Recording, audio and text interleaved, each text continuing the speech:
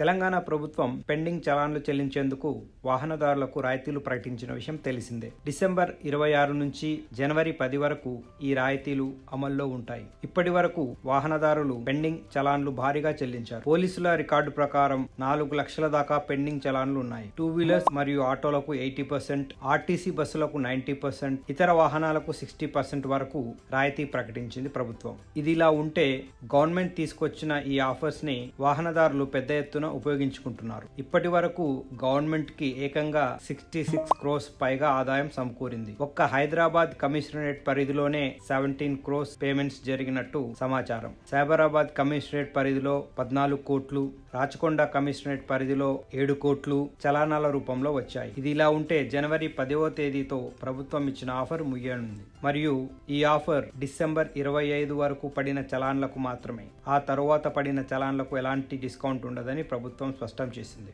ఇదిలా ఉంటే సైబర్ నేరస్తులు నకిలీ వెబ్సైట్లతో వాహనదారులను బోల్టా కొట్టించే ప్రయత్నం చేస్తున్నారని, జాగ్రత్తగా ఉండాలని హైదరాబాద్ ట్రాఫిక్ అదనపు సిపి హెచ్చరించారు. ఈ చలానాల పేమెంట్ మీ సేవ, పేటిఎం, టీ-వ్యాలెట్, నెట్ బ్యాంకింగ్ ద్వారా చేయొచ్చని కమిషనర్ తెలిపారు. సో ఫ్రెండ్స్, ఇంకెందుకు ఆలస్యం, ఈ ఆఫర్ ని యూజ్ చేసుకొని మీ పెండింగ్ చలానాలు క్లియర్ చేసుకోండి.